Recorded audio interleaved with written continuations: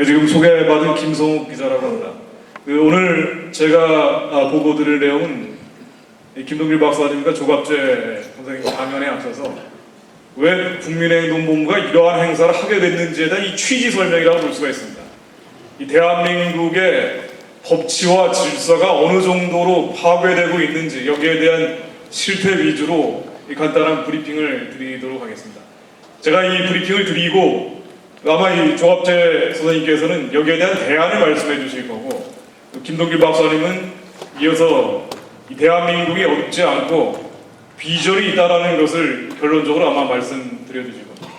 이 대한민국 60년 역사가 기적적이란 건 모두 다 공감하는 거고, 그 실증적인 사례가 바로 이 포항시라는 것도 다 알고 계실 텐데, 이 최근 한 10년에서 20년 사이에 대한민국의 이 법치가 파괴되고 질서가 문란해지면서 불법폭력 무질서가 만연해지고 있다는 걱정이 많습니다. 이게 지난 10년 동안의 좌파 정권의 결과이기도 합니다만은 이게 왜 문제냐?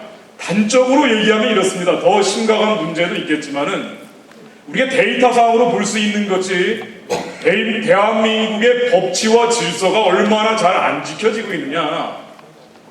대한민국이 들어가 있는 OECD라는 선진국 클럽이 있는데, 여기에는 물론 선진국만 있지는 않습니다만은 대한민국은 이 OECD에서 가장 법을 안 지키는 나라라고 평가받고 있습니다. 그런데 대한민국이 만일 이 OECD의 평균 정도로만 법을 잘 지켰다면은 지난 10년 동안, 이명박 정부 출범 이전의 10년 동안 매년 1%씩 추가로 경제 성장을 했을 것이라는 연구 보고가 있습니다. 이 얘기 즉 법만 잘 지키면 지난 10년 동안 선진국이 됐다는 얘기입니다. 그렇기 때문에 대한민국이 선진국이 돼야 되는데 법을 안 지켜서 선진국이 못 되고 있다는 것이고, 그렇기 때문에 왜 법을 지키지 않는 이러한 현상들을 우리가 알아야 되느냐, 여기에 취지가 있다고 볼 수 있습니다. 그런데 이 대한민국의 불법폭력 무질서를 분석을 해보면 이렇습니다. 굉장히 일관된 흐름이 있는데, 이 불법 폭력 무질서를 도해를 해보면은 주체가 아주 특정 정당 내지는 특정 세력입니다. 민노당, 민노총, 한총련, 이러한 소위 좌편향된 세력들과 함께 이러한 세력들이 주장하는 내용들을 보면은 자본주의를 반대하고 국가보안법 철폐와 미군 철수, 연방제 통일 등을 주장을 하면서 이러한 주장을 실천하기 위해서 법치를 파괴하고 질서를 교란하고 있다라고 볼 수가 있습니다. 물론 이러한 주장들은 대한민국 헌법에 위반되는 주장입니다. 헌법 이 대한민국 대법원에서 낸 판례에 따르면은 주한미군 철수, 국가보안법 폐지, 연방제 통일 같은 주장은 대한민국의 자유민주적 기본 질서를 위협에 처할 수 있기 때문에 이것은 불법이다라고 판시가 돼 있지만은, 그런 사실상 이러한 판시 내용이 적용되지 않고 대한민국의 이 민노당, 민노총, 한총련 등의 세력들은 이 사실 법치 파괴, 질서 교란에 앞장서고 있고, 더욱 안타까운 것은 여기에 일부 야당이나 일부 언론들까지 합세를 해서 대한민국의 거대한 깽판 세력이 되고 있다는 데 있습니다. 그런데 이러한 깽판 세력들이 북한 정권의 대남 노선에 사실상 공명하면서 그 노선에서 큰 차이가 없이 거의 유사한 주장을 하면서 대한민국을 위기에 빠뜨리고 있다. 이게 제가 오늘 드리고자 하는 내용의 요약입니다. 이 사례를 제가 한번 설명해 드리겠는데요. 첫 번째 사례가 지난해 이 촛불 집회입니다.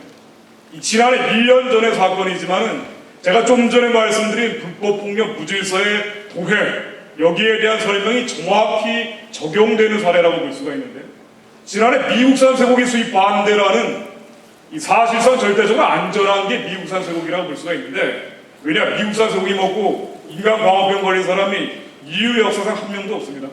그런데 이 미국산 쇠고기를 수입한다고 하자 지난해 5월에서 9월까지 100일 넘게 촛불 집회가 계속됐습니다.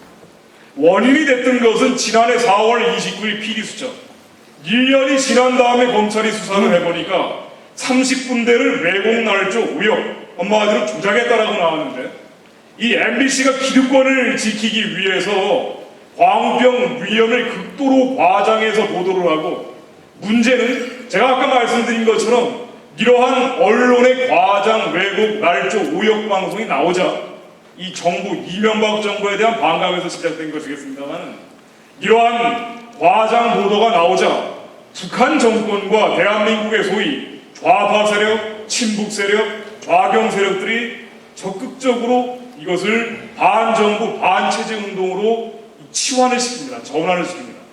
지난해 촛불 집회라는 것을 미국산 쇠고기 수입받아 촛불 집회를 하면서 북한 정권의 체제 전복 선동, 그리고 친북 좌파 세력의 정권 타도 선동이 어느 정도로 심각했느냐. 지난해 5월 6일부터 본격적인 촛불 집회가 나왔는데, 그 이전부터 북한의 대남 선전 매체들, 노동신문, 반제민전, 그리고 통일신보 등 북한의 대남 선전 매체들에서는 4월부터 본격적으로 미국산 쇠고기 수입 반대 문제를 가지고 이명박 정권을 끌어내려라, 본격적인 선동을 하는데, 많이 나올 때는 하루에 2-3개씩 나왔습니다. 그러면서 여기에 북한 정권의 이 선동에 같이 합세를 해서 대한민국의 친북 좌파들은 촛불 집회가 본격적으로 나오기 이전부터 전국의 지부의 투쟁 지침이라는 것을 문건으로 하달하기 시작합니다. 나중에도 잠깐 제가 설명을 드리겠습니다만은, 한국 진보연대 그리고 그 산하의 실천연대, 대한민국의 대표적인 친북 좌파 단체들이 가능한 전국의 모든 광역시군에서 촛불 행사를 조직해라, 나 밤에는 국민이 촛불을 들고 낮에는 운동용량이 촛불을 들어서 사회를 마비시켜라, 우리의 촛불 집회를 하는 진정한 목표는 이명박 정부를 끌어내리는 데 있다. 제2의 6월 항쟁을 위해서 청와대로 진격해라, 종교계 선언을 하고 유모차 행진을 해라. 그리고 최종적인 목적은 2012년에 소위 자주적 민주정부라는 친북, 연북 정부, 쉽게 말씀드려서 공산주의 활동이 자유롭게 허용되는 정부를 만드는 데 있다. 이게 지난해 미국산 쇠고기 수입 반대 문제가 촉발되자 북한 정권과 대한민국의 친북 좌파들이 했던 선동 내용입니다. 지난해 미국산 쇠고기 수입 반대 촛불 집회, 이 촛불 집회를 주도한 단체가 대한민국의 대표적인 친북 좌파 단체인 진보연대나 실천연대 같은 단체들이었는데, 5월 6일 날 미국산 쇠고기 수입을 반대하면서 광우병 국민대책회의라는 걸 만들었습니다.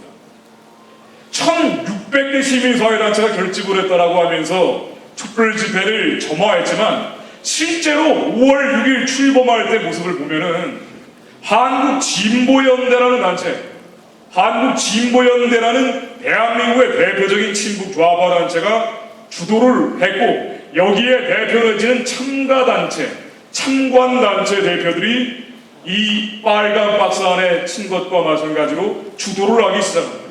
그런데 대한민국의 불법 폭력 무질서가 어떻게 전개되고 있느냐, 그 사례를 보여드리려고 제가 지난해 촛불 집회를 예로 제시하고 있는데, 이 사람들은 지난해에는 미국산 쇠고기 수입 반대 문제를 가지고 국민들을 선동했지만, 그 이전에는 10년 동안 대한민국의 대표적인 반미 집회, 친북 시위는 다 이 사람들이 주도했다라고 볼 수가 있습니다. 예를 한번 들어보겠습니다. 이 빨간 박스 안에 친 사람들이 지난해 촛불 집회는 물론 그 이전 이후에 반미 시위, 친북 집회를 다 주도했다라고 제가 말씀드리고 있는데, 대표적으로 이 가운데 있는 오종렬이라는 사람을 한번 예를 들어보겠습니다. 이 사람이 지난 10년 동안 어떤 활동을 했느냐. 2002년 효순이 미선이 사건이 있었습니다.